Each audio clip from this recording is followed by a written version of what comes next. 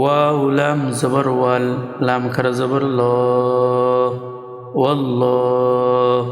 এই যে এখানে জবর, জবরের বাম পাশে খালি আলিফ, কিন্তু এই জবরের বাম পাশে খালি আলিফটা উচ্চারিত হবে না, কারণ এই হরকতটা এই তাসদিদ ওয়ালা যে লাম, লামের উপরে যে তাসদিদ, এই তাসদিদের সাথে এই হরকতটা মিলিত হবে।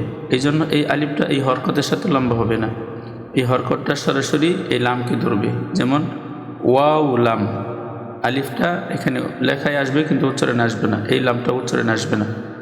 এই ওয়াও এর হরকতটা সরাসরি তাসদিদের সাথে মিলিত হবে।